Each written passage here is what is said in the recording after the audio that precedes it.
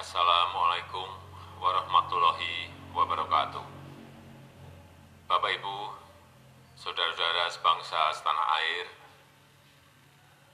pagi tadi saya telah memimpin rapat terbatas secara virtual tentang Undang-Undang Cipta Kerja bersama jajaran pemerintah dan para gubernur. Dalam undang-undang tersebut terdapat 11 klaster yang secara umum bertujuan untuk melakukan reformasi struktural dan mempercepat transformasi ekonomi. Adapun klaster tersebut adalah urusan penyederhanaan perizinan, urusan persyaratan investasi, urusan ketenagakerjaan, urusan pengadaan lahan, urusan kemudahan berusaha, urusan dukungan riset dan inovasi, urusan administrasi pemerintahan, urusan pengenaan sanksi, urusan kemudahan pemberdayaan dan perlindungan UMKM, urusan investasi dan proyek pemerintah, serta urusan kawasan ekonomi.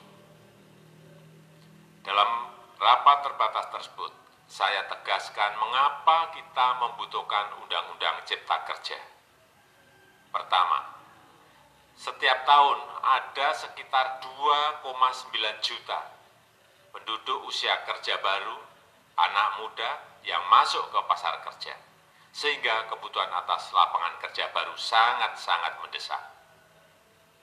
Apalagi di tengah pandemi, terdapat kurang lebih 6,9 juta pengangguran dan 3,5 juta pekerja terdampak pandemi COVID-19. Dan sebanyak 87% dari total penduduk bekerja memiliki tingkat pendidikan setingkat SMA ke bawah, di mana 39% berpendidikan sekolah dasar, sehingga perlu mendorong penciptaan lapangan kerja baru, khususnya di sektor padat karya. Jadi, Undang-Undang Cipta Kerja bertujuan untuk menyediakan lapangan kerja sebanyak-banyaknya bagi para pencari kerja serta para pengangguran. Kedua, dengan Undang-Undang Cipta Kerja akan memudahkan masyarakat, khususnya usaha mikro kecil, untuk membuka usaha baru. Regulasi yang tumpang tindih dan prosedur yang rumit dipangkas. Perizinan usaha untuk usaha mikro kecil (UMK) tidak diperlukan lagi, hanya pendaftaran saja. Sangat simpel. Pembentukan PT atau perseroan terbatas juga dipermudah. Tidak ada lagi pembatasan modal minimum. Pembentukan koperasi juga dipermudah. Jumlahnya hanya 9 orang saja. Koperasi sudah bisa dibentuk. Kita harapkan akan semakin banyak koperasi-koperasi di tanah air. UMK, usaha mikro kecil yang bergerak di sektor makanan dan minuman, sertifikasi halalnya dibiayai pemerintah, artinya gratis. Izin kapal nelayan penangkap ikan misalnya, hanya ke unit kerja Kementerian KKP saja. Kalau sebelumnya harus mengajukan ke Kementerian KKP, Kementerian Perhubungan, dan instansi-instansi yang lain, sekarang ini cukup dari unit di Kementerian KKP saja. Ketiga, Undang-Undang Cipta Kerja ini akan mendukung upaya pencegahan dan pemberantasan korupsi. Ini jelas karena dengan menyederhanakan, dengan memotong, dengan mengintegrasikan ke dalam sistem perizinan secara elektronik, maka pungutan liar, pungli, dapat dihilangkan. Namun, saya melihat adanya unjuk rasa penolakan Undang-Undang Cipta Kerja yang pada dasarnya dilatar belakangi oleh disinformasi mengenai substansi dari undang-undang ini dan hoax di media sosial. Saya ambil contoh, ada informasi yang menyebut tentang penghapusan UMP, upah minimum provinsi, UMK, upah minimum kota kabupaten, UMSP, upah minimum sektoral provinsi. Hal ini tidak benar, karena faktanya upah minimum regional, UMR, tetap ada. Ada juga yang menyebutkan bahwa upah minimum dihitung per jam. Ini juga tidak benar. Tidak ada perubahan dengan sistem yang sekarang. Upah bisa dihitung berdasarkan waktu dan berdasarkan hasil.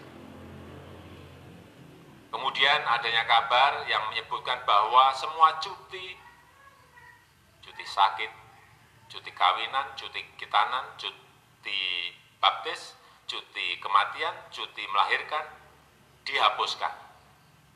Dan tidak ada kompensasinya. Saya tegaskan juga ini tidak benar. Hak cuti tetap ada dan dijamin. Kemudian apakah perusahaan bisa mem-PHK kapanpun secara sepihak? Ini juga tidak benar. Yang benar, perusahaan tidak bisa mem-PHK secara sepihak. Kemudian juga pertanyaan mengenai benarkah jaminan sosial dan kesejahteraan lainnya hilang. Yang benar, jaminan sosial tetap ada. Yang juga sering diberitakan tidak benar adalah mengenai dihapusnya AMDAL, analisis mengenai dampak lingkungan. Itu juga tidak benar. AMDAL tetap ada. Bagi industri besar harus studi AMDAL yang ketat. Tetapi bagi UMKM lebih ditekankan pada pendampingan dan pengawasan. Ada juga berita mengenai Undang-Undang Cipta Kerja ini mendorong komersialisasi pendidikan. Ini juga tidak benar. Karena yang diatur hanyalah pendidikan formal di kawasan ekonomi khusus, di KEK. Sedangkan perizinan pendidikan tidak diatur di dalam Undang-Undang Cipta Kerja ini. Apalagi perizinan untuk pendidikan di pondok pesantren. Itu tidak diatur sama sekali dalam Undang-Undang Cipta Kerja ini. Dan aturannya yang selama ini ada tetap berlaku. Kemudian diberitakan bahwa keberadaan bank tanah. Bank tanah ini diperlukan untuk menjamin kepentingan umum, kepentingan sosial, kepentingan pembangunan nasional, pemerataan ekonomi, dan konsolidasi lahan serta reforma agraria. Ini sangat penting untuk menjamin akses masyarakat terhadap kepemilikan tanah, kepemilikan lahan. Dan kita selama ini tidak memiliki bank tanah. Saya tegaskan juga bahwa Undang-Undang Cipta Kerja ini tidak melakukan resentralisasi kewenangan dari pemerintah daerah ke pemerintah pusat. Tidak ada. Perizinan berusaha dan pengawasannya tetap dilakukan oleh pemerintah daerah sesuai dengan NSPK, norma, standar, prosedur, dan kriteria yang ditetapkan pemerintah pusat. Ini agar dapat tercipta standar pelayanan yang baik di seluruh daerah. Dan penetapan NSPK ini nanti akan diatur di dalam PP atau peraturan pemerintah. Selain itu, kewenangan perizinan untuk non-perizinan berusaha tetap ada di Pemda, sehingga tidak ada perubahan. Bahkan kita melakukan penyederhanaan, melakukan standarisasi jenis dan prosedur berusaha di daerah. Dan perizinan berusaha di daerah diberikan batas waktu. Ini yang penting di sini. Jadi ada service level of agreement. Permohonan perizinan dianggap disetujui bila batas waktu telah terlewati. Saya perlu tegaskan pula bahwa Undang-Undang Cipta Kerja ini memerlukan banyak sekali peraturan pemerintah atau PP dan peraturan presiden atau perpres.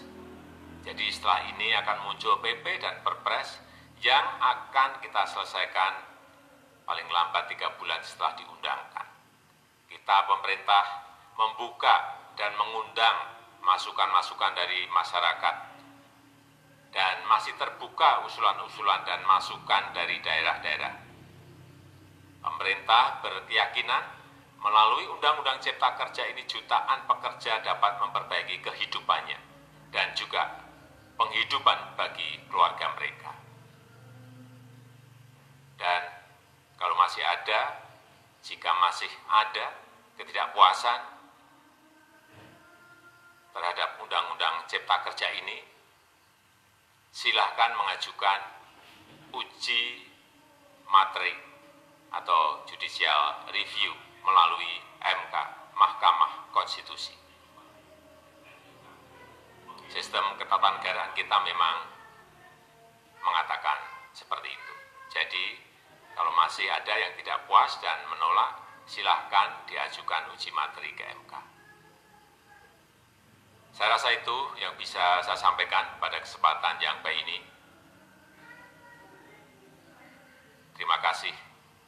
Wassalamualaikum warahmatullahi wabarakatuh.